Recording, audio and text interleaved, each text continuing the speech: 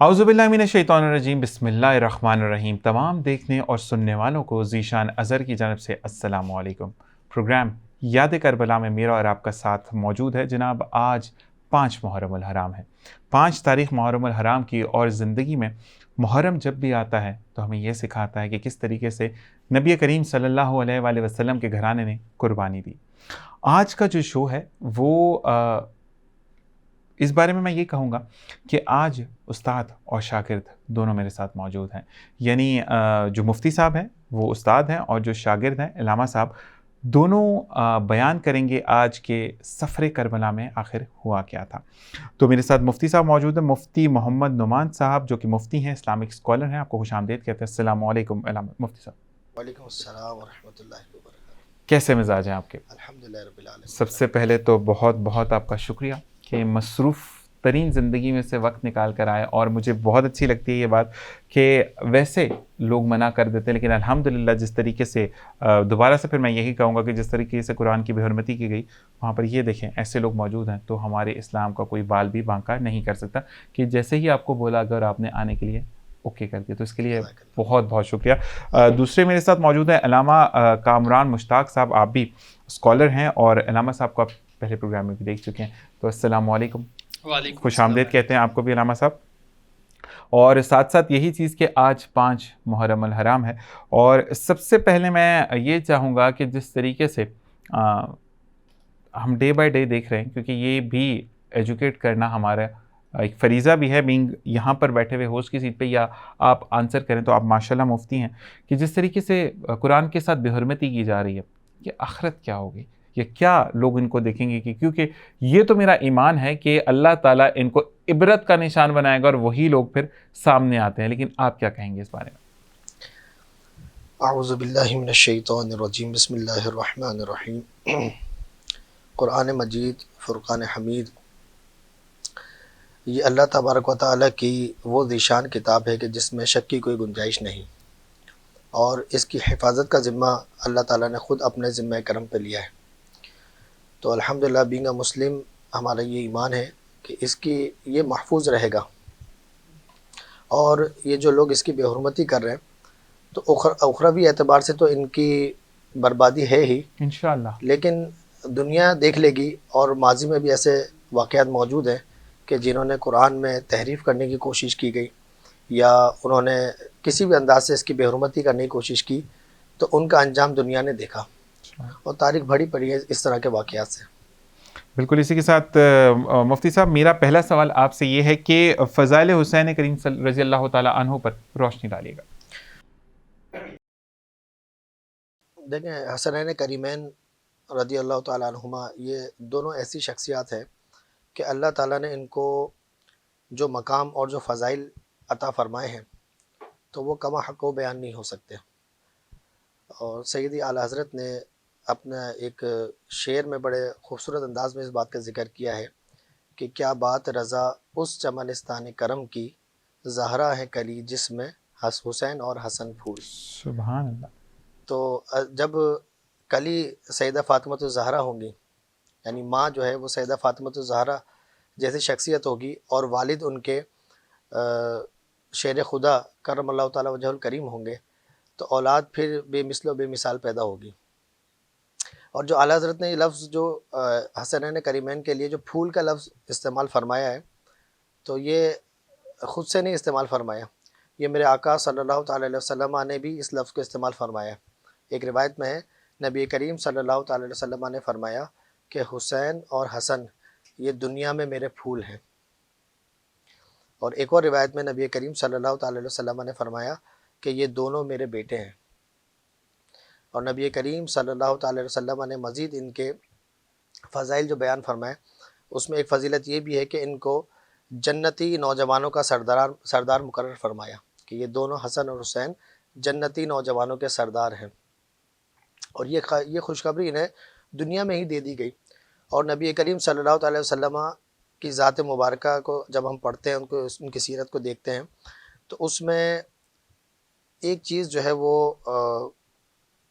एक बिल्कुल हाईलाइट तौर पे नज़र आती है, वो ये है کہ بچوں پہ نبی کریم صلی اللہ تعالی وسلم عمومی طور پہ بڑی شفقت فرمایا کرتے تھے، اور حسنین کریمین کا جب معاملہ آتا تھا تو نبی کریم صلی اللہ تعالی وسلم کا انداز ان کے ساتھ بالکل جدا گانا ہوتا تھا. جیسے صحابہ کرام کہتے ہیں کہ ہم نے دیکھا کہ نبی کریم صلی اللہ تعالی وسلم نماز ادا فرما رہے ہوتے تھے، اور حسنین کریمین میں سے کوئی بھی آ کے اگر آپ کی پشت پر بیٹھ جاتے تو آپ اپنے سجدوں کو طویل کر دیا کرتے تھے، یعنی سجدے سے اٹھیں گے تو بچے کو تکلیف ہوگی، تو یہ ان کا خیال رکھتے تھے. اور ایک مرتبہ صحابہ کرام بیان کرتے کہ نبی کریم صلی اللہ تعالی وسلم ہمارے درمیان جلوہ گر تھے اور ممبر پہ تشریف فرما تھے اور خطبہ ارشاد فرما رہے تھے. تو نبی کریم صلی اللہ تعالی وسلم ملاحظہ فرمایا کہ حسن و حسین یہ حسنین کریمین چھوٹی عمر میں تھے، بالکل بچپنے کی کہہ لیں، لڑکپن کی کہہ لیں، تو مسجد میں آ رہے تھے. تو مسجد میں آتے آتے امام حسین گر گئے، جیسے بچہ چلتے چلتے گر جاتا ہے، تو امام حسین کی عمر بھی کم تھی تو وہ گر گئے. تو نبی کریم صلی اللہ تعالی وسلم نے اپنے خطبے کو وہیں موقوف فرمایا اور آگے بڑھ کے امام حسین کو اٹھایا، اپنی گود میں لیا اور اسی انداز میں خطبہ ارشاد فرمایا. سبحان اللہ. اور کئی دفعہ صحابہ کرام نے یہ بھی بیان کیا کہ نبی کریم صلی اللہ تعالی وسلم نے اپنے شانوں پر دونوں شہزادوں کو سوار کیا، اور پھر صحابہ کرام سے بھی اس طرح کی روایت ملتی ہیں کہ صحابہ کرام نے بھی دونوں شہزادوں کو اپنے شانوں پر سوار کرتے تھے، تو یہ ان کو پروٹوکول دیا جاتا تھا. ایک مرتبہ نبی کریم صلی اللہ تعالی وسلم کے گود مبارک میں سیدھی جانب پر امام حسین رضی اللہ تعالیٰ عنہ تشریف فرماتے، اور الٹی جانب پر حضور علیہ السلام کے اپنے شہزادے حضرت ابراہیم علیہ السلام حضرت ابراہیم رضی اللہ تعالیٰ عنہ تشریف فرماتے. تو ایک فرشتے اس وقت حاضر ہوئے اور انہوں نے نبی کریم صلی اللہ تعالی وسلم سے فرمایا کہ کیا آپ ان دونوں کو چاہتے ہیں؟ تو نبی کریم صلی اللہ علیہ وسلم نے فرمایا کہ جی ہاں بالکل میں ان دونوں کو چاہتا ہوں.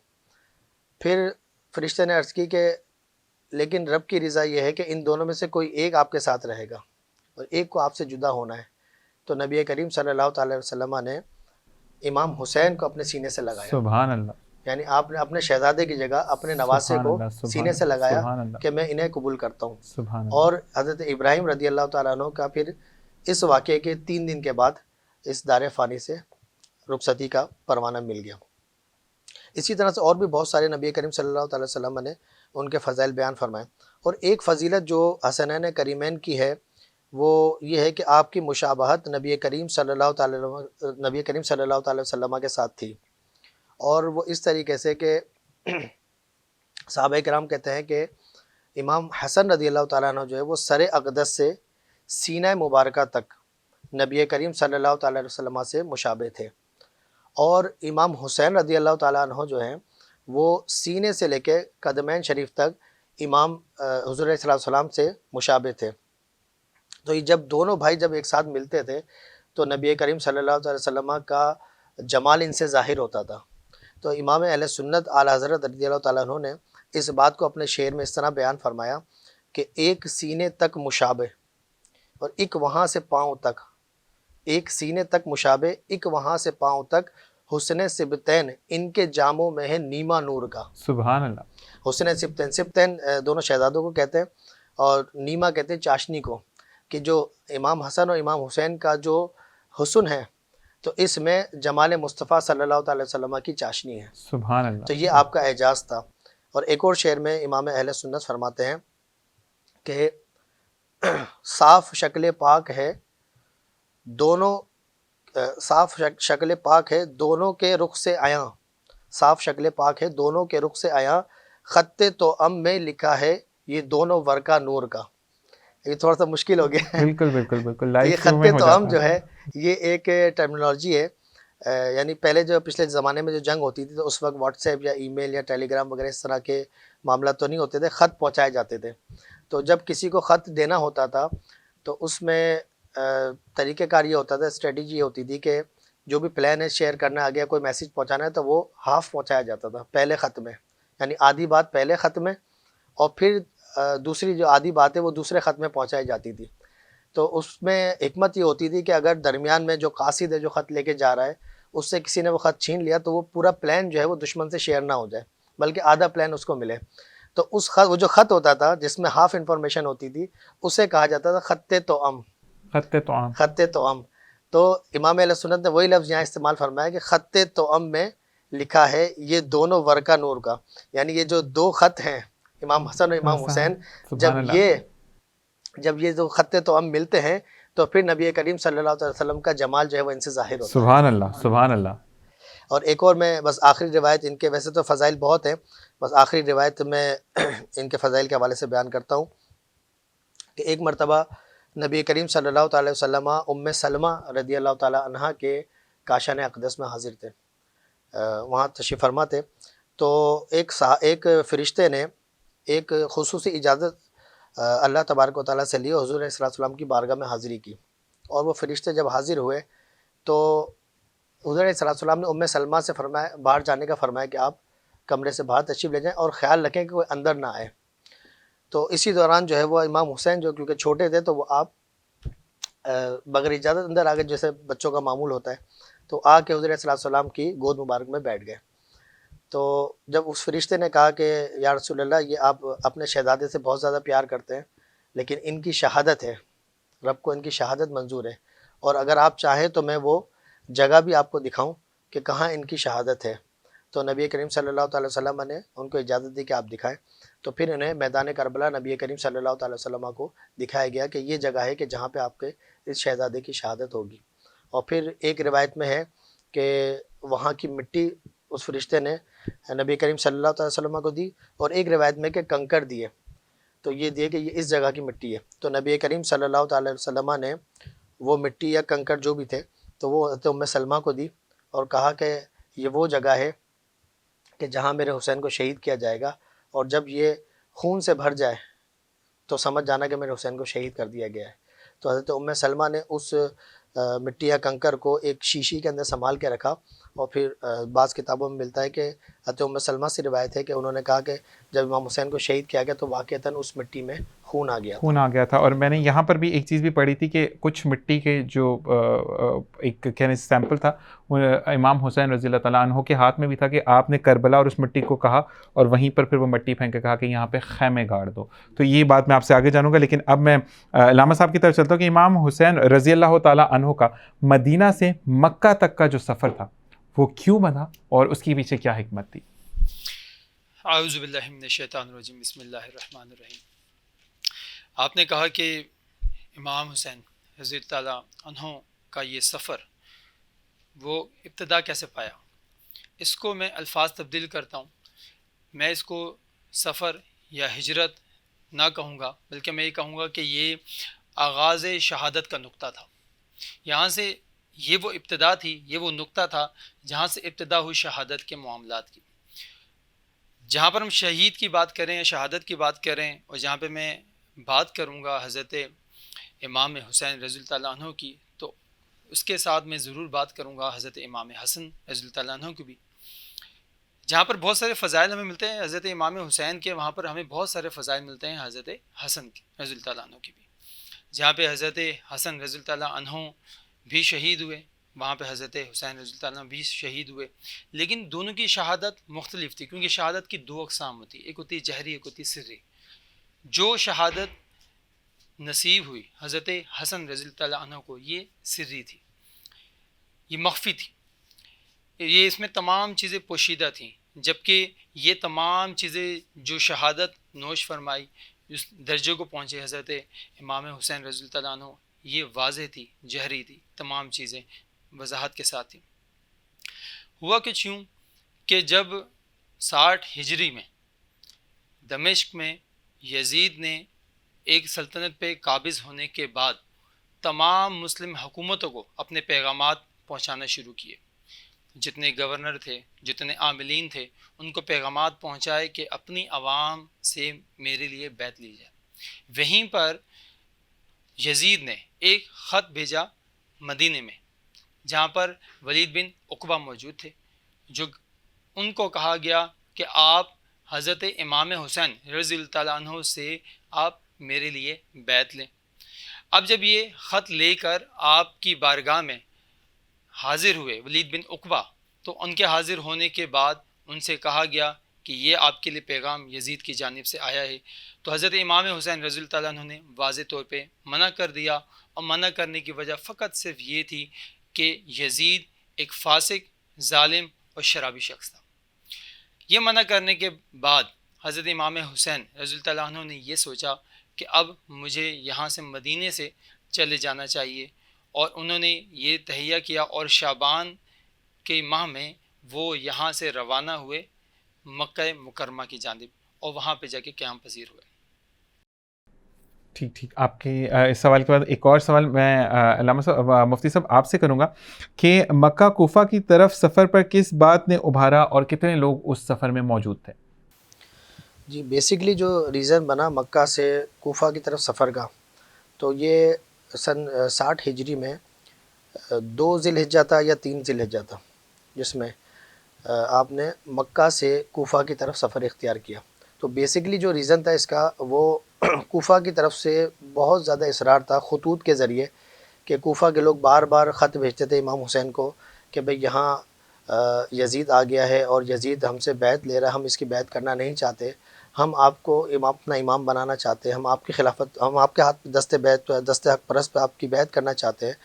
تو بس یہی بیسک ریزن تھا کہ جس نے آپ کو ابھارا، کہ جب پورے عالم کے مسلمان جو ہے، کیونکہ یہ ذی الحجہ کا مہینہ تھا، 2 ذی الحجہ تھی یا 3 ذی الحجہ تھی، تو پورے عالم کے مسلمان جو ہے وہ بیت اللہ کا حج کرنے کے لیے وہ مکہ المکرمہ میں آ رہے تھے، لیکن یہ نبی کے نواسے کی شان تھی کہ وہ دین کو بچانے کے لیے بیت اللہ میں ہوتے ہوئے وہ کوفہ کی طرف سفر اختیار کر رہے تھے، اور آپ کے ساتھ جو آپ کے اہل خانہ جو آپ کے رفقا تھے، تو ان کی تعداد جو کتابوں میں مذکور ہے وہ 82% جو آپ کے ساتھ ہوا کرتے تھے اس وقت۔ ٹھیک ہے جی، علامہ صاحب میرا آپ سے یہ سوال ہے کہ جب امام حسین رضی اللہ تعالیٰ عنہ نے مکہ سے کوفہ کی طرف سفر باندھا، تو اس وقت آپ کے مکہ شریف میں اس وقت کتنے صحابی موجود تھے اور ان کی کیا کیا رائے تھی؟ مطلب وہ اس حق میں تھے جانے کے، کیونکہ جب بھی زمانہ آیا ہے کچھ لوگ مخالف ہوتے ہیں، کچھ لوگ یہ کہتے ہیں کہ اس سفر کو باندھ لینا چاہیے، اور کچھ لوگ آگے کا مطلب فیوچر پلاننگ کرتے ہیں کہ ہو سکتا ہے ہمیں اپ ہو، ہمارے لیے ڈاؤن ہو۔ تو اس ٹائم پر بھی یہی تھا، یا اس ٹائم پر جب امام حسین رضی اللہ تعالیٰ عنہ نے سفر باندھا تو آپ سب جو صحابی تھے آپ کے ساتھ موجود تھے؟ جیسے کہ مفتی صاحب نے تمہید باندھی کہ وجوہات کیا تھی ان سفر کی تیاری کی، جب امام علی مقام حضرت حسین رضی اللہ تعالیٰ عنہ نے یہ طے کیا کہ ہمیں کوفہ کا سفر کرنا چاہیے، تو اس سفر کی تیاری شروع کی، اور جب یہ تیاری مکمل ہو گئی تو آپ کے ساتھ چند صحابہ تھے، جن میں حضرت عبداللہ ابن عباس، عبداللہ ابن عمر، اور اس کے علاوہ ابو سعید خدری شامل تھے۔ ان اصحاب نے آپ کو مشورہ دیا کہ آپ جانے کا ارادہ ترک کر دیں، لیکن آپ کے مشورے کے باوجود امام علی مقام امام حسین رضی اللہ تعالیٰ عنہ نے یہ ارادہ ترک نہ کیا۔ انہوں نے جانے کا ارادہ کیا اور ان کے مشورے پر عمل نہ کیا، وہ اس بات کو کہہ کر کہ میرے والد محترم حضرت علی کرم اللہ وجہہ سے میں نے یہ سنا ہے کہ آپ صلی اللہ علیہ وآلہ وسلم نے فرمایا ہے کہ ایک مینڈے کے باعث کعبۃ اللہ کی عزت و حرمت پامال ہوگی، لہٰذا مجھے ڈر ہے کہ وہ مینڈا میں نہ ہوں، یعنی کہ ایسا نہ ہو کہ میرے قتل کے در پر آ کر کعبۃ اللہ شریف کی حرمت پامال ہو۔ صرف اس لیے وہ وہاں سے کوچ کیے اور سفر اسٹارٹ کیا۔ ٹھیک ہے جی، مفتی صاحب آپ سے سوال ہے کہ امام حسین رضی اللہ تعالیٰ عنہ نے جب سفر اختیار کرنے کا شروع کیا یا آغاز شروع کیا تو کیا حکمت عملی تھی، اور بیسکلی ان کا کیا کانسیپٹ تھا، جو کہ ہمارے دیکھنے والے اس کو کلیئر کرنا چاہیں گے؟ اور میں بالکل آپ سے یہ چاہوں گا کہ پروگرام ضرور دیکھیں، کیونکہ آج کے دن ہم نے یہ مختص کیا تھا کہ ہم سفر کربلا کو بیان کریں گے۔ تو جی مفتی صاحب۔ جی جیسے علامہ کامران صاحب نے ذکر کیا کہ صحابہ کرام نے اس وقت آپ کو مشورے دیا، اکابر صحابہ تھے جس میں ابن عباس، ابن عمر، عبداللہ ابن عباس، عبداللہ ابن عمر، یہ بڑے نام ہیں، تو انہوں نے منع کیا، اور انہوں نے بھی یہی ریزن بیان کیا کہ کوفہ والے کے جو سابقہ تجربات ہیں وہ بڑے اچھے نہیں ہیں، کیونکہ حضرت علی رضی اللہ تعالیٰ عنہ کی شہادت بھی کوفہ میں ہی ہوئی، اور کوفہ والوں کے بارے میں یہ بھی ایک چیز ہے کہ وہ وعدے خلافی میں بہت آگے تھے، بالکل، کہ وہ بات کر کے اس کو اپوزٹ، جیسے کہ آج کہتے ہیں کہ بات سے پھر جانا، تو کوفے کے لیے یہ مشہور تھا۔ جی یہ مشہور تھا، یہی صحابہ کرام نے آپ کو منع کیا، لیکن بعض کتابوں میں یہ بھی لکھا ہے کہ حضرت امام حسین رضی اللہ تعالیٰ عنہ نے فرمایا کہ بھئی مجھے پہلے تو صحابہ کرام کے جب مشورے آئے تو آپ نے کہا کہ ٹھیک ہے میں اس بارے میں غور کرتا ہوں. پھر اس رات جب سوئے تو نبی کریم صلی اللہ تعالیٰ وسلم کی خواب میں زیارت ہوئی، اور پھر آپ نے صبح اس خواب کو بیان کیا ان صحابہ کرام، اکابر صحابہ کرام کے درمیان، کہ مجھے کل رات نبی کریم صلی اللہ تعالیٰ وسلم کی زیارت ہوئی اور کچھ راز و نیاز کی باتیں نبی کریم صلی اللہ تعالیٰ وسلم نے مجھ سے ارشاد فرمائی ہیں، لہٰذا میں اب اپنے سفر کو ترک نہیں کروں گا اور اپنا سفر میں کوفہ کی طرف کروں گا.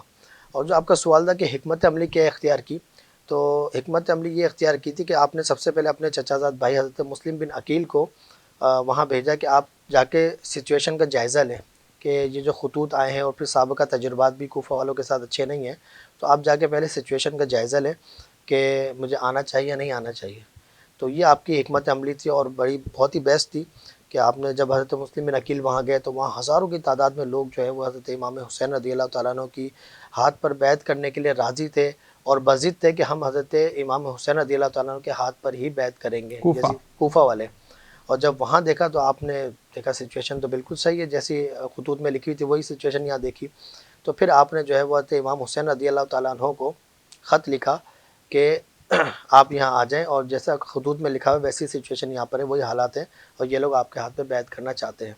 تو مین جو مقصد تھا حضرت امام حسین رضی اللہ تعالیٰ عنہ کا کوفہ کی طرف جانے کا، کیونکہ دیکھیں اسلام جو ہے نا وہ ایک دین فطرت ہے اور ہر بندے کو رائٹس دیتا ہے کہ اس کی چوائس ہے. یعنی اگر آپ کو شادی کرنی ہے تو آپ کو اجازت ہے کہ آپ جس سے چاہیں شادی کریں اپنی مرضی کے مطابق. اسی طرح سے دیگر آپ کو کوئی کاروبار کرنا ہے آپ اپنی مرضی کی فیلڈ اختیار کر سکتے ہیں. بہت سارے چیزوں میں اسلام بندوں کو اختیار دیتا ہے. سب سے پہلے کہ عورت کو عزت ہی اسلام نے دی ہے. جی بالکل، اس سے پہلے تو بالکل زندہ سنگار کہتے ہیں نا دفن کر دیا جاتا تھا، وراثت میں ان کو حصہ نہیں دیا جاتا تھا، ان کو زندہ درگور کر دیا جاتا. بیٹی کی پیدائش پر شرم کی جاتی تھی، آر کی جاتی تھی، عورتوں کو ملامت کیا جاتا تھا کہ بیٹی کیوں جنی ہے. تو یہ ساری چیزیں اسلام سے پہلے ہوتی تھی، لیکن اسلام نے جو ہے وہ عورت کو بہت زیادہ عزت دی. تو اسلام نے جہاں اتنے سارے حقوق دیے، اتنے زیادہ رائٹس دیے اپنے ماننے والوں کو، تو اس میں ایک رائٹ بھی یہ ہے کہ آپ اپنے امیر کو، اپنے لیڈر کو خود چن سکتے ہیں. تو اس وقت خلافت کا دور تھا تو مسلمانوں کا یہ حق تھا کہ وہ اپنا خلیفہ کسے بنانا چاہتے ہیں، ان کے پاس حق تھا. تو جب اتنے زیادہ کثیر تعداد میں لوگوں کے خطوط تھے کہ بھئی ہم امام حسین آپ کے ہاتھ پہ ہم بیعت کرنا چاہتے ہیں، تو امام حسین کے اقوال کتابوں میں لکھے ہوئے ہیں کہ اگر کوفہ والوں نے بروز قیامت، میں نہ گیا وہاں پہ، اور کوفہ والوں نے بروز قیامت بارگاہ خداوندی میں سوال کر دیا کہ ہم تو ان کے ہاتھ پہ بیعت کرنا چاہتے تھے، یہ آتے تو ہم کرتے، تو میں کیا جواب دوں گا.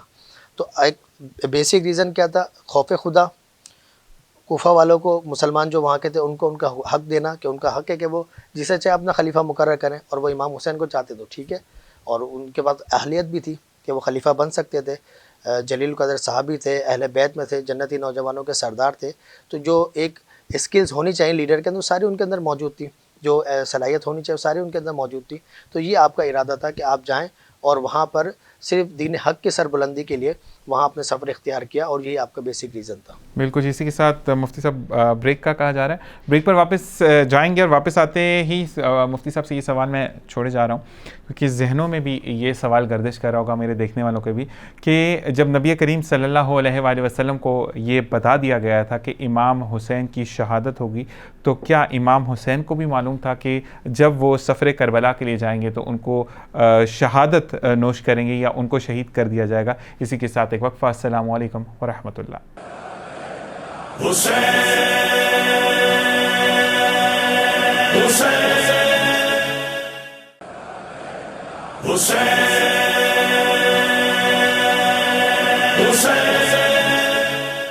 آپ کو پھر ایک بار خوش آمدید کہتے ہیں اس پروگرام میں جس کا نام ہے یاد کربلا، اور سوالات کا سلسلہ جاری ہے. اور جیسے بریک پر جاتے ہوئے میں نے کہا تھا کہ مفتی صاحب سے میں پوچھوں گا کہ نبی کریم صلی اللہ علیہ وآلہ وسلم کو معلوم تھا کہ امام عالی مقام حضرت حسین علیہ السلام رضی اللہ تعالیٰ عنہ کو شہادت ملے گی، تو کیا ان کو یہ معلوم تھا یا نہیں؟ تو مفتی صاحب کیا کہیں گے اس بارے میں؟ جی بالکل، نہ صرف امام حسین رضی اللہ تعالیٰ عنہ کو یہ معلوم تھا بلکہ آپ کی شہادت مشہور تھی. جیسا کہ علامہ کامران صاحب نے ابتدا میں جو شہادت کی قسمیں بیان کی، اس میں شہادت جہری جو تھی وہ امام حسین رضی اللہ تعالیٰ عنہ کے حصے میں آئی، اور بچپن سے ہی آپ کی شہادت کی شہرت تھی. جیسے کہ میں نے بھی شروع میں جو روایت ذکر کی تو وہ آپ کے بچپن کے دور کی روایت ہے. تو نہ صرف آپ کو بلکہ اہل مدینہ میں آپ کی शहादत मशहूर थी, बचपन ही से मशहूर थी।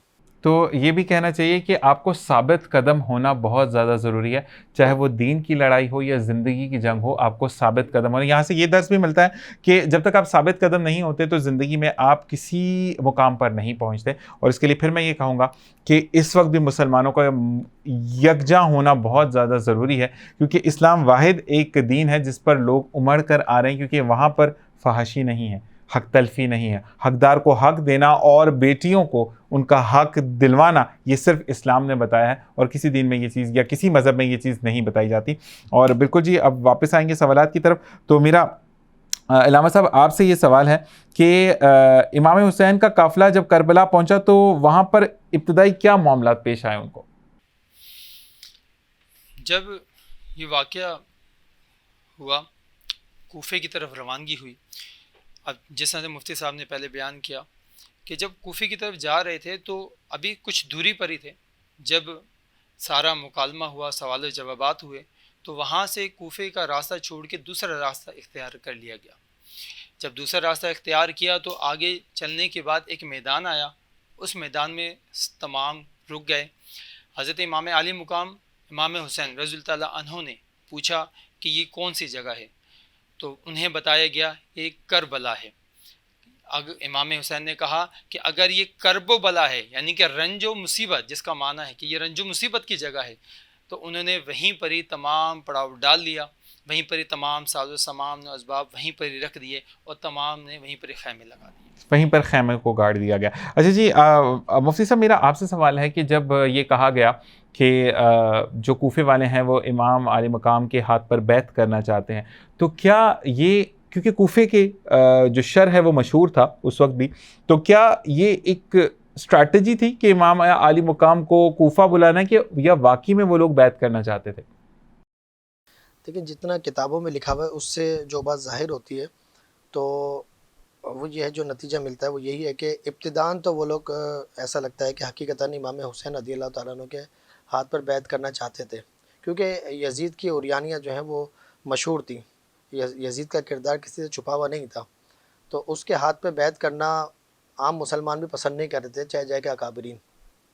तो इब्तिदान तो वो लोग इमाम हुसैन रज़ियल्लाहु ताला अन्हु के हक़ पर ही थे कि भाई इनके हाथ पे हम बैत करें, क्योंकि वो साहबी रसूल हैं, जलील क़द्र साहबी हैं और नेक बुज़ुर्ग शख्सियत है, जन्नती नौजवानों के सरदार, इतने फ़ज़ाइल आपके थे, तो वो किसी से मख्फ़ी नहीं थे। तो इब्तिदान तो वो चाहते थे कि हम हज़रत इमाम हुसैन रज़ियल्लाहु ताला अन्हु के हाथ पर बैत करें। और इसकी एक और वजह भी है, वो ये है कि जब नबी करीम सल्लल्लाहु अलैहि वसल्लम का दौर मुबारक था, तो जो इस्लामी हुकूमत का जो दारुल हुकूमत था, दारुल खिलाफा था, वो था मदीना शरीफ।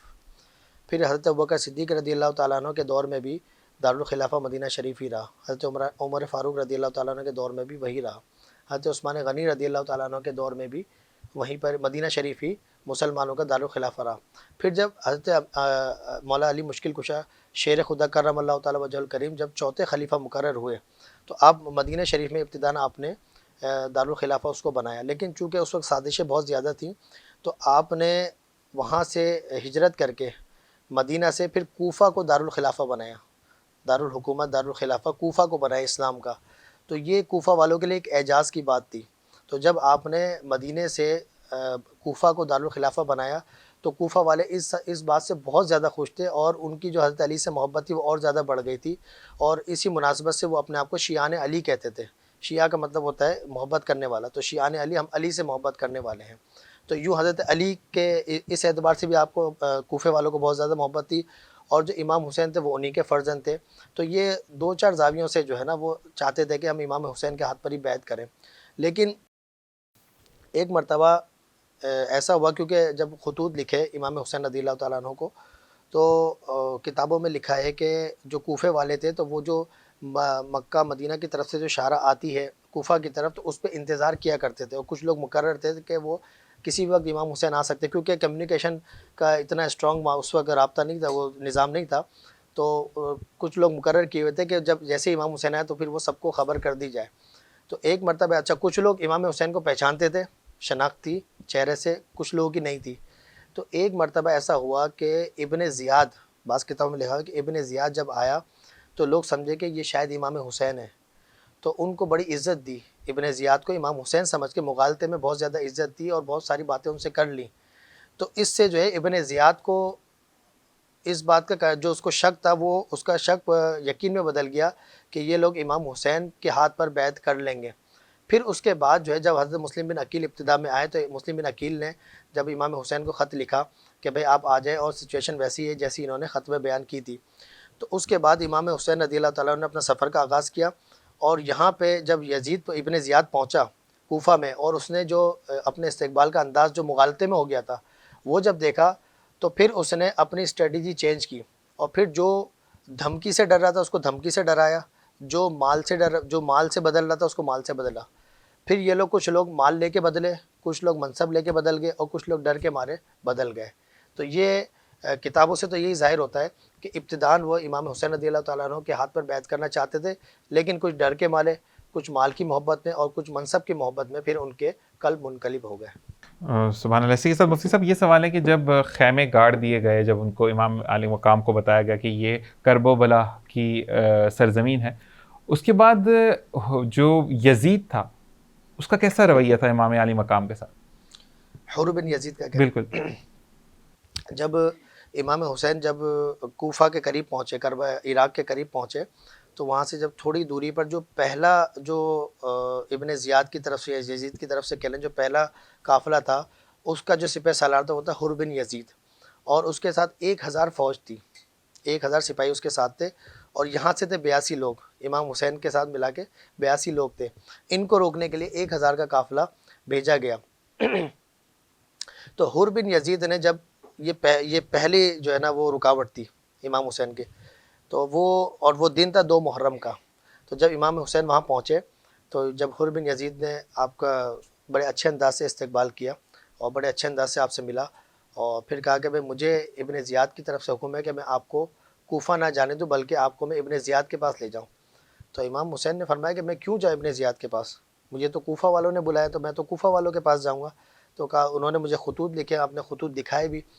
تو اس نے کہا، حر بن یزید نے کہا کہ مجھے اس بارے میں علم نہیں ہے، بس مجھے تو یہی حکم ملا ہے کہ آپ کو جو ہے نا میں ابن زیاد کے پاس لے جاؤں. تو امام حسین نے وہاں جانے سے منع کر دیا.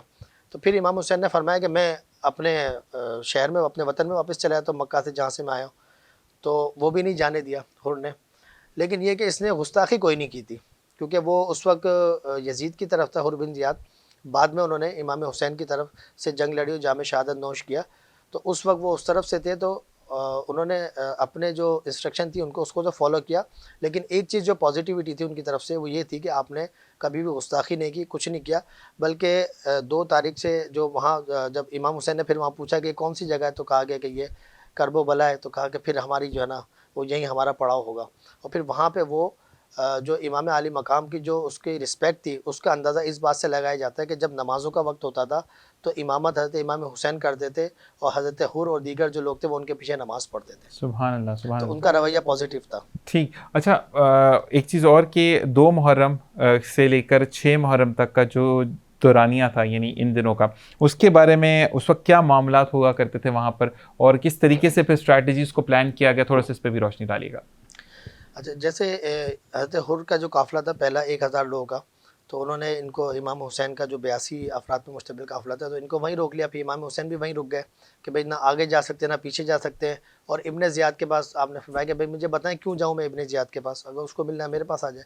تو آپ نے وہیں پھر اپنے خیمے وغیرہ، کیونکہ خواتین بھی تھے بچے بھی تھے، تو آپ نے وہیں اپنے خیمے وغیرہ لگا دیے اور وہیں تھے. اور پھر 2 محرم سے لے کے 6 محرم تک وہاں پہ باقاعدہ جماعت کے ساتھ نماز پڑھائی جاتی تھی. امام حسین نماز پڑھاتے تھے اور یہ سب لوگ ان کے پیچھے نماز پڑھتے تھے. اور اس وقت تک ان 3-4 دنوں میں وربلی بہت زیادہ فورس کیا جاتا تھا کہ آپ یزید کے ہاتھ پہ بیعت کر لیں. ٹھیک ہے، وربلی بہت زیادہ فورس کیا جاتا تھا. اس وقت جنگ و جدال والا معاملہ شروع نہیں ہوا تھا، وہ 6 محرم کے بعد سے شروع ہوا تھا، 7 محرم سے. تو اس وقت تک یہ وربل جو ہے نا فورس کیا جاتا تھا. امام حسین رضی اللہ تعالیٰ عنہ کی طرف سے جو ہے وہ 3 باتیں رکھی گئی تھیں ان دنوں میں، جو وربل کمیونیکیشن ہوتی تھی ان کی. تو اس میں 3 باتیں تھیں. پہلی بات یہ تھی کہ بھائی مجھے کوفہ والوں نے بلایا تو مجھے کوفہ والوں کے پاس جانے دو، آپ لوگ کیوں روک رہے ہو. ان کے خطوط میرے پاس موجود ہے جو ایویڈنس ہے کہ انہوں نے مجھے بلایا، تو یا تو مجھے وہاں جانے دو. وہاں نہیں جانے دو تو دوسرا آپشن یہ ہے کہ بھائی مجھے اپنے وطن جانے دو مکہ میں، وہاں بھی نہیں جانے دیتے تو پھر مجھے اجازت دو تو میں کہیں اور چلا جاؤں کسی اور شہر میں، ٹھیک ہے، یا پھر آپ مجھے یزید کے سامنے بٹھا دو کہ میں اس سے بات چیت کر لوں، شاید کچھ معاملات جو ہے نا حل ہو جائیں۔ تو لہٰذا وہاں سے سامنے کی طرف سے ابن زیاد کی طرف سے یہی پیغام آتا تھا کہ یا تو آپ یزید کے ساتھ بیعت کریں، ہم آپ سے جنگ کرنا نہیں چاہتے، آپ یزید کے ہاتھ پہ بیعت کر لیں۔ امام حسین کہتے تھے میں اس کے ہاتھ پہ بیعت نہیں کروں گا، تو پھر وہ کہتے ہیں اگر آپ بیعت نہیں کریں گے تو پھر تلوار سے بات ہوگی، پھر جنگ ہوگی۔ اچھا، جب آپ نے خیمے گاڑے تو اس وقت جو ارد گرد کا ماحول تھا، کیونکہ کربلا پہ بھی تو لوگ تھے، تو ان کا رویہ کیسا تھا؟ مطلب جو آل رسول تھے یا جو قافلہ آیا تھا جس کے سپہ سالار امام حسین رضی اللہ تعالیٰ عنہ تھے، تو ان کے ساتھ کیسا ان کا ہاو ہے، کس طریقے سے تھا؟ مطلب وہ ایکسیپٹ کر گئے تھے ان کو کہ یہ کیونکہ یزیدی فوج سے مکالمات تو چل رہے تھے، تو اس وقت کیا حال و احوال تھا؟ اس وقت دیکھیں بہت سارے لوگوں کو تو حقیقت کا پتہ ہی نہیں تھا، ایون کہ بہت سارے صحابہ کرام کو بھی اس معاملات کا نہیں پتہ تھا۔ اس وقت کئی صحابہ کرام حیات تھے، تو بہت سارے صحابہ کرام کو بھی نہیں پتہ تھا کہ یہ سارے معاملات ہو رہے ہیں۔ تو جن لوگوں کو آہستہ آہستہ پتہ چلتا گیا، تو کچھ لوگوں نے تو آپ کے قافلے میں شریک ہو گئے اور جام شہادت نوش کیا کہ بھئی ہم امام حسین کی طرف ہیں، اور کچھ لوگ کیونکہ ظاہر ہر کسی میں اتنا حوصلہ نہیں ہوتا، تو کچھ لوگ آگے نہیں آئے ڈر کے مارے کہ کیونکہ وہاں پہ وہ اتنی بڑی فوج، اور پھر بعد میں جب ابن سعد کو جب بھیجا گیا تو وہ تو 12,000 کا لشکر لے کر آیا، 12,000 کا، اور یہاں 82 لوگ ہیں اور کچھ لوگ اور شامل ہو گئے، تو وہ سینکڑوں کی تعداد میں، لیکن سامنے جو ہے نا ہزاروں کی تعداد میں، اور جنگی سامان سے لیس ہے۔ یہاں تو کچھ بھی نہیں ہے، یہاں تو بچے ہیں، عورتیں ہیں، جنگی سامان بھی نہیں ہے، وہاں تو جنگی سامان سے لیس ہے، اور پھر بڑے جابر قسم کے وہ لوگ تھے۔ اور تو بعض لوگ جو ہے نا وہ جو ارد گرد کے تھے، تو بعض تو امام حسین کے قافلے میں شامل ہو گئے تھے، لیکن بعض لوگ ڈر کے مارے جو ہے وہ شامل نہیں ہوئے تھے۔ اچھا، ایک چیز لیکن جو شامل نہیں بھی ہوئے تو ان کے دلوں میں بھی یہی تھا کہ امام حسین کے ساتھ غلط ہو رہا ہے۔ ٹھیک۔ اچھا، ایک چیز اور مجھے بتائے گا کہ میں نے جو پڑھا، جتنی تعلیمات میری ہیں، اس کے جب امام حسین نے جب سفر کا آغاز شروع کیا تو آپ نے پوچھا بھی تھا، یہ چیز صحیح ہے نہیں، کہ میری نالج میں آپ اضافہ کیجیے گا دیکھنے والوں کی، کہ آپ نے پوچھا تھا کہ کون جانا چاہتا ہے کون نہیں جانا چاہتا، کسی پر جبراً آپ کسی کو نہیں لے کے گئے؟ اس پہ تھوڑی سی روشنی ڈالیے گا۔ جی بالکل، جو ہے نا جب امام حسین کا قافلہ جب مکہ شریف سے چلا تو ایک تو آپ کے گھر والے تھے، پھر آپ کی کچھ بہنیں بھی ساتھ تھیں، دیگر رشتہ دار وغیرہ، پھر آپ کے کچھ شاگرد وغیرہ دیگر جو آپ کا حلقہ احباب تھا، تو اس میں کوئی بھی جبری طور پہ نہیں تھا، سب اپنی رضا سے ہی جو ہے نا شامل تھے، جبری طور پہ کسی کو نہیں تھا۔ اور اس وقت بھی جو ہے نا جب امام حسین جب اڑ گئے تھے کہ بھئی میں جو ہے نہیں یزید کی بیعت کروں گا، تو اس وقت بھی بالکل سب کو کلی اختیار تھا، اور جو بس وہ جس کے نصیب میں شہادت تھی اور جس کو اللہ نے جذبہ دیا تو وہ پھر ثابت قدم رہے امام حسین کی طرف، کیونکہ جب لیڈر ثابت قدم رہتا ہے نا تو پھر پیچھے جو ان کی رعایا ہوتی ہے تو وہ بھی ثابت قدم رہتی ہے، وہ موٹیویشن ہوتی ہے، ان پریکٹیکل موٹیویشن ہوتی ہے۔ اور آپ یہاں پہ ایک نقطہ میں عرض کروں کہ جیسے کہ 82 لوگ تھے ابتدان میں، 82%، جس میں بچے بھی ہیں اور عورتیں بھی ہیں اور شیرخوار بچے بھی تھے، شیرخوار بچے بھی تھے، بالکل۔ تو یہ سارے، اور سامنے جو پہلا جو گروپ آیا تو وہ 1000 لوگوں کا تھا، 1000 سپاہی تھے اس میں، اور اس کے بعد جو دوسرا گروپ آیا 6 یا 7 کو، تو وہ 12000 لوگوں کا تھا۔ تو اس کا مطلب یہ ہے کہ جو دشمن تھا وہ بھی امام حسین کے حوصلے کو کچھ نہ کچھ انداز میں جانتا تھا کہ یہ شیر خدا کی اولاد ہے، یہ 2-4 لوگوں سے قابو میں نہیں گے، ہزاروں کی تعداد میں بھیجنے پڑیں گے۔ حالانکہ یہاں پہ نہ سامان ہے نہ کچھ ہے، جنگی سامان بھی نہیں ہے، لیکن دشمن کے مائنڈ میں تھا نا کہ یہ شیر خدا کی اولاد ہے، ان کو کنٹرول کرنا اتنا آسان نہیں ہے، یہ بہت ثابت قدم لوگ ہیں، اسی لیے تو ہزاروں کی تعداد میں لشکر آ رہا تھا۔ اور پھر یہی والی چیز کہ اس چیز سے یہ بھی ایک چیز ثابت ہوتی ہے کہ آپ کا خدا پر ایمان، کیونکہ جب 82 لوگ ہیں اور سامنے آج کل بھی یہی ہوتا ہے نا کہ اگر ہم اپنے ملک پاکستان کی اگر بات کریں تو وہاں پر بھی یہ ہوتا ہے کہ ہم سپر پاور سے کیسے بات کریں گے، جبکہ آپ کو اللہ پر ایمان رکھنا چاہیے۔ اور وہی والی چیز کی شیرخوار بچے تھے، اور دیکھا جائے تو کہتے ہیں کہ سب اپنے ہاتھ سے قربانی دینے گئے تھے، جو بچ گئے وہ بچ گئے، اور میجورٹی میل تو سارے شہید ہو گئے تھے جو بڑے تھے۔ تو اس بارے میں آگے بھی بات کریں گے۔ علامہ صاحب کی طرف میں جاؤں گا کہ ہم جو آج کل کی اگر ہم دیکھتے ہیں، کیونکہ ماشاءاللہ اگر میں ان کی بات کروں، جیسے میں نے پروگرام میں کل بھی بولا تھا کہ علامہ صاحب میرے ساتھ موجود تھے، کہ جب ہم کانٹریکٹوں کی ایک چیز پر بات کرتے ہیں تو علامہ صاحب ہر کوئی یہ کہتا ہے مفتی ہیں, امام مسجد ہیں, یا قرآن پڑھاتے ہیں, تو وہ ان کا تو یہی ایک پیشہ ہے جس کو انہوں نے لے کر چلنا ہے. لیکن میں مفتی صاحب کے بارے میں نہیں جان سکے, لیکن دوبارہ اس کی طرف بھی آؤں گا کہ یہ صرف اس میں ہی, جیسے آپ ماشاءاللہ اپنا اسکول انسٹیٹیوٹ رن کریں اور آپ ہومیوپیتھک ڈاکٹر بھی ہیں, تو مجھے یہ بتائیں کہ ہمیں کس چیز کا اس وقت جو ہے وہ ایک اس کربلا کے واقعے سے ہمیں کچھ چھوٹی چھوٹی چیزیں, جو میں چاہوں گا کہ ہر اب آنے والے پروگرام میں ہم ایک ایک چیز بتائیں, تو اس میں آپ کیا سمجھتے ہیں کہ ہمیں کس چیز کو ایک پک کرنا ہے جو کہ بہت زیادہ فقدان ہے ہمارے آج کی جنریشن میں؟ دیکھیں, ابھی موجودہ وقت میں بہت ساری ایسی چیزیں جو اس ابتدائی باب سے ہمیں سیکھنے کو ملتی ہیں. جیسے کہ ہم اس کی ابتدا دیکھیں, ابتدا میں کیا تھا, ایک حاکم تھا, اس نے کہا کہ اب میری بیعت کرو, اس نے کہا مجھے فالو کرو, لیکن اس کے وہ اوصاف تھے جو قابل قبول نہیں تھے. تو ہمیں یہ دیکھنا چاہیے کہ بہت ساری چیزیں ایسی, بہت سارے اوصاف, کوالٹیز وہ ہوتی ہیں جو ہمارے سامنے ہمارے اوپر بیٹھے ہوئے لوگ ہوتے ہیں, ہم وہ ایکسیپٹ نہیں کر سکتے, ہم ڈرتے ہیں, وضاحت نہیں کرتے, سامنے نہیں آتے, تو ہمیں ہمت کرنی چاہیے. اسی دوسری پہلو میں بہت سارے ایسے لوگ جہاں پہ اپنے منصب کو بچانے کے لیے ان کا دل نہیں تھا کہ وہ آل رسول کے مقابل میں آئیں, لیکن وہ اپنی حکومت کو, اپنے منصب کو بچانے کے خاطر کہ وہ منصب ان سے نہ جائے, وہ آگے میدان میں, اور انہوں نے دنیا اور آخرت اپنی برباد کی. یہی معاملہ ہمارے معاشرے میں آ جائے. کیا دفاتر کے اندر ایک دوسرے کو لے کر لیگ پولنگ نہیں ہوتی؟ کیا ایک ہی ادارے کے اندر ہم ایسا نہیں کرتے کہ ہم اس کی برائی کرتے ہیں, غیبت کرتے ہیں کسی اور کے سامنے, تاکہ وہ ہٹے, میری جگہ وہاں پر بن جائے. یہ فیوریٹزم اسی بہت طرح ہے. سے ہم چاہتے ہیں کہ ہم ہر جگہ پہ خود اوپر جائیں اور دوسرے کو کھینچ کے نیچے لائیں. تو یہ چیز ہمارے معاشرے میں بہت زیادہ پھیل گئی ہے. ان دونوں اسباب کو ہمیں دیکھنا ہوگا. ہم نے جب کسی چیز کی برائی دیکھی, جب ہم نے دیکھا کہ یہ چیز بری ہے, تو اسے ہمیں واضح طور پہ کہنا کہ برا ہے. اور ہم نے کہیں پہ دیکھا کہ اس چیز کی وضاحت پر یا اس چیز کے سپورٹ پہ ہمیں کوئی نقصان ہوتا ہے یا ظاہری نقصان ہوتا ہے, اللہ کی جانب سے جو نقصان دیے جاتے ہیں بظاہر نقصان ہوتا ہے, اصل انعامات تو آگے ہمیں ملنے ہوتے ہیں. تو ظاہری نقصان کو لے لینا بہتر ہے اگر اس میں اللہ کی رضا شامل ہے. اور دوسری چیز یہ کہ اگر اللہ تعالیٰ آپ کو کچھ نقصان بھی دیتا ہے تو وہ آپ کی تربیت کے لیے دیتا ہے, وہ اس لیے نہیں ہے کہ آخر, اگر کہتے ہیں نا کہ جیسے کل ہی آپ نے بات کی تھی کہ کچھ دعائیں ایسی ہوتی ہیں جو کہ آخرت کے لیے اللہ تعالیٰ رکھ دیتا ہے, تو بس ہمیں ان چیزوں کو مد نظر رکھنا ہے. جی مفتی صاحب, آپ سے میں سوال کروں گا, جیسے کہ علامہ صاحب آپ کے شاگرد بھی ہیں اور یہ ماشاءاللہ ہومیوپیتھک ڈاکٹر بھی ہیں, تو آپ مفتی کے ساتھ علاوہ کچھ اور کرتے ہیں یا کوئی آپ کا ایسا بیک گراؤنڈ ہے جس میں آپ کوئی ٹیچ کرتے ہوں یا کچھ؟ جی ٹیچنگ وغیرہ بھی ہے, اور اس کے علاوہ جو میرا ایک اپنا بزنس ہے, ٹریول ایجنسی ہے میری, ماشاءاللہ, میں اس کو رن کرتا ہوں. عمرہ حج دیکھتے ہیں ماشاءاللہ, تو جب سستے ہوں گے تو پھر میں آپ سے رابطہ کروں گا.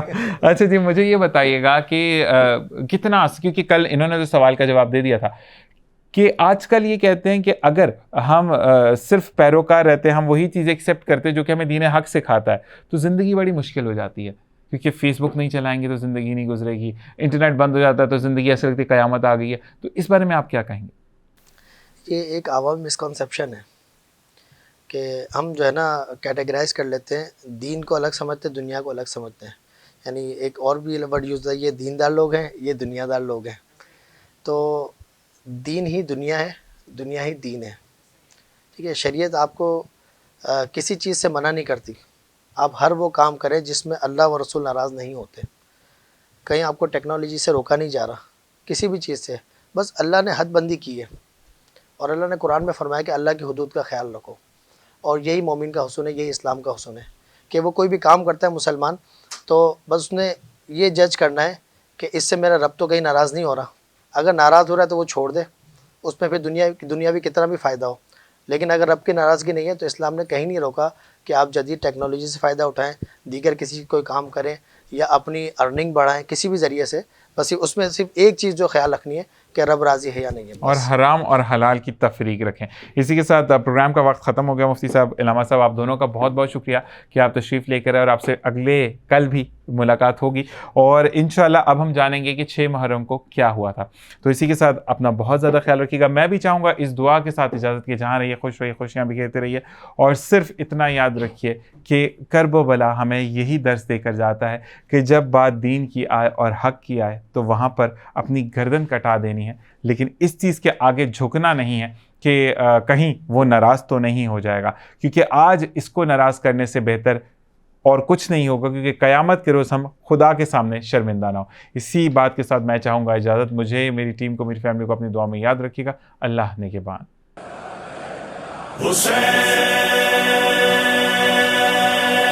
حسین